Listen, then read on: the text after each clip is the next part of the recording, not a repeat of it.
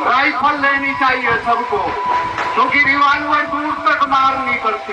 हर घर में एक हथियार होना अनिवार्य है। जो हमारी शोभा यात्रा अधूरी रह गई थी, अब वो दोबारा से 28 तारीख को निकाली जाएगी। कोई दिक्कत वाली बात नहीं है, धूमधाम से निकलेगी यात्रा। हम ईंट का जवाब पत्थर से नहीं, गोली से देंगे। प्रशासन को चिंता करनी है, ये हमारा विषय नहीं है, हमने सूचना दे दी।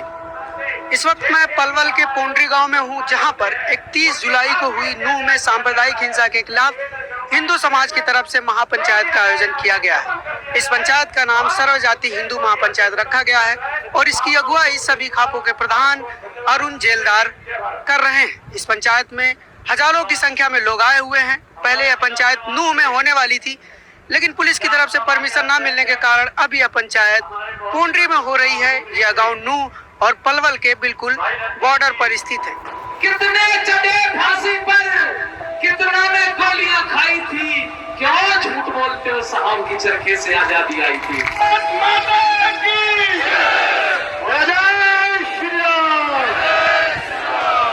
धन्यवाद आचार्य जी। वो जो लोग सोच रहे हैं कि हम टुकड़े टुकड़े कर देंगे, पहले कर दिया था फिर कर देंगे, ऐसा अब नहीं होगा। अगर भारत पहले खंडित हुआ है, अब खंडित नहीं होगा, अब सिर्फ भारत जुड़ेगा।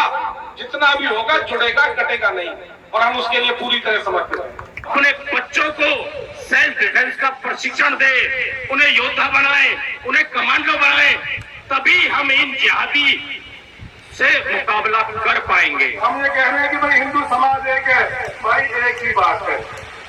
यदि वो एक मारे तो 5 मारो, यही मैं तो उससे पूछना चाहता हूँ। क्या है?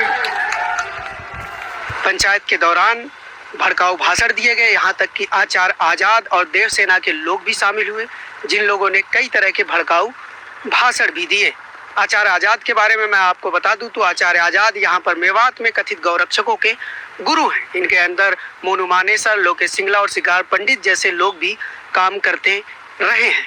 जो मेवात के हिंदू है, आसपास के गांव लगते हैं, उन प्रत्येक गांव में कम से कम 100 हथियार बनने चाहिए लाइसेंसी, और रिवॉल्वर नहीं, राइफल लेनी चाहिए सबको, क्योंकि रिवॉल्वर दूर तक मार नहीं करती। हम मेवात में आपके कम से कम 100 असले होते हैं। हमने कह रखा डू और डाई करेंगे, इसलिए सब जगह जाते हैं। और एक बात और भी मैं निवेदन करना चाहूंगा, बहुत से लोग मरने से डरते हैं।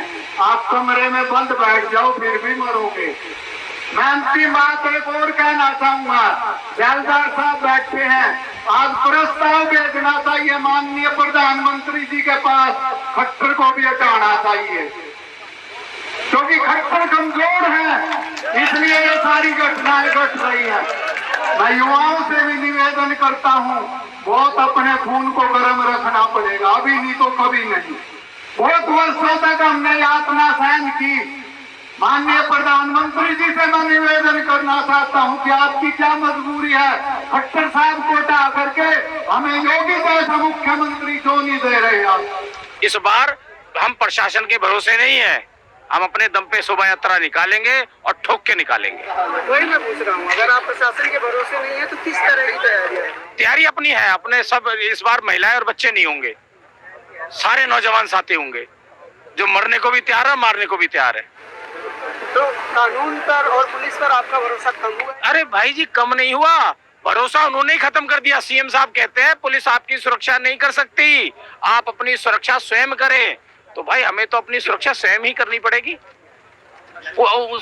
प्रदेश के सीएम कह रहे हैं इस बात को, कोई छोटे मोटे आदमी ने नहीं कहा, प्रदेश के सीएम ने कहा ये बात। लाइसेंस, हथियारों के लाइसेंस की बात हो रही है, इसकी क्या आवश्यकता और आप लोग इस मांग को क्यों रख रहे हैं? देखिए, इसके बगैर हम अपनी सुरक्षा कर ही नहीं सकते। पुलिस ने कभी किसी को बचाया नहीं आज तक, केवल एफआईआर दर्ज करी है।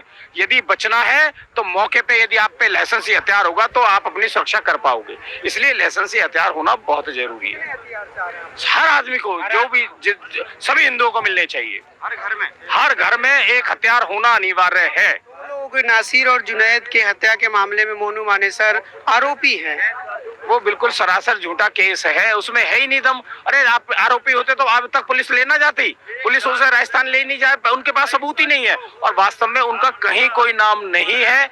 ये तो जिहादियों से पैसे लेकर पुलिस कार्रवाई झूठी करती है। मुकदमा देखिए, दंगा कहीं भी हो जाए, मुकदमा हिंदुओं पे दर्ज होना है, और करती है पुलिस, क्योंकि पुलिस को पैसे मिलते हैं जिहादियों से। तो भाजपा की है, हिंदू की सरकार है, खट्टर सरकार है, फिर भी दरअसल ऐसा इसलिए हो रहा है, जितनी उम्मीदें हिंदुओं को बीजेपी से थी, उन उम्मीदों पर खरी नहीं है। बीजेपी पूरी तरह से हिंदुओं के खिलाफ कार्रवाई कर रही है। यदि कोई हिंदू संगठन या कोई नेता कोई भी कुछ बोलता है, बोलते ही उस पर मुकदमा दर्ज हो जाता है। वो लोग हत्याएं कर देते हैं, तब कोई कार्रवाई नहीं होती। ये राष्ट्रकार हिंदुत्व का विषय है, इसलिए अपनी धार्मिक आस्था की बात है, इसलिए यात्रा के लिए जाएंगे। प्रशासन चिंता करे, प्रशासन को चिंता करनी है, ये हमारा विषय नहीं है। हमने सूचना दे दी, हमने आपकी उसके माध्यम से, पंचायत के माध्यम से सूचना दे दी, उनके कानों में पड़ गई। ये सरकार ने देखना है कि वो क्या करेगी। प्रशासन परमिशन ना दे तो नहीं करेगी। परमिशन का मतलब नहीं, दो तरह की बातें होती हैं, एक तो परमिशन होती है, एक सूचना होती है। हमारा काम सूचना देना है। भाई भगवान को मानने के लिए, मंदिर जाने के लिए हमें किसी सरकार से परमिशन लेनी पड़ेगी क्या? मंदिर जाने के लिए, जल अभिषेक करने के लिए क्या हमको किसी सरकार की परमिशन की आवश्यकता है? वो सरकार की जिम्मेवारी बनती है कि उसको ठीक ढंग से व्यवस्थित करे। करीब 5 घंटे चली पंचायत में नूह हिंसा में मरने वाले हिंदुओं के परिवारों को 1 करोड़ रुपए मुआवजा, एक सरकारी नौकरी, हिंसा की जांच एनआईओ को सौंपने और नूह में आरएएफ का एक सेंटर बनाने की मांग रखी गई। इसके अलावा पंचायत ने फैसला लिया कि नूह में 28 अगस्त को फिर से जलाभिषेक यात्रा निकाली जाएगी। फुल तैयारी है हमारी, जो हमारी शोभा यात्रा अधूरी रह गई थी, अब वो दोबारा से 28 तारीख को निकाली जाएगी। सभी संगठन और हिंदू भाई उसमें सहयोग करेंगे। उसमें जो बोल रहा है कि प्रशासन ने बोला कि परमिशन, ऐसा जी हिंदू राष्ट्र है हमारा, हिंदुओं का एक इकलौता देश है भारत, और हमें अपने मंदिर में जाने की किसी परमिशन की आवश्यकता नहीं है। प्रशासन ने, पुलिस ने आप लोगों को रोका यात्रा निकालने से, तो क्या करेंगे आप? नहीं, प्रशासन ने पहले भी नहीं रोका था और अब भी नहीं रोक पाएगा प्रशासन। कोई दिक्कत वाली बात नहीं है, धूमधाम से निकलेगी यात्रा। हम ईंट का जवाब पत्थर से नहीं, गोली से देंगे। अगर जो हमारे ऊपर कोई पथराव करेगा या कुछ भी हमारी यात्रा में भंग डालेगा, हम अपनी तैयारी से आएंगे। इस तरह के हालात के लिए भी आप लोग तैयार हैं, बिल्कुल तैयार हैं। हम गर्दन भी कट जाए हम तैयार हैं, कोई दिक्कत वाली बात नहीं है। मरने से नहीं डरते, हिंदू हैं हम, ना कोई जात बिरादरी है, सिर्फ हिंदू हैं हम। मीडिया से बातचीत के दौरान नूह जिले के एसपी नरेंद्र बिजरानिया ने कहा कि अभी तक उनसे 28 अगस्त को होने वाली शोभा यात्रा की परमिशन नहीं मांगी गई है। हालांकि इसके अलावा अगर यात्रा निकाली जाती है तो जिले में शांति व्यवस्था बनाए रखने के लिए पुलिस यात्रा के दौरान हथियारों की अनुमति नहीं देगी। साथ में सेंसिटिव एरियाज से भी यात्रा निकालने की परमिशन नहीं दी जाएगी। इसके अलावा यात्रा में शामिल होने वाले लोगों की संख्या भी रेस्ट्रिक्टेड होगी और जो लोग इस दौरान कम्युनल या हेट स्पीच दे रहे हैं उन पर भी पाबंदियां रहेंगी, ताकि जिले में कानून व्यवस्था बरकरार रहे। इस दौरान हरियाणा के नवनियुक्त डीजीपी शत्रुजीत कपूर ने कहा कि महिलाओं, बच्चों, बुजुर्गों, दलितों और अल्पसंख्यकों की सुरक्षा उनकी प्राथमिकता होगी।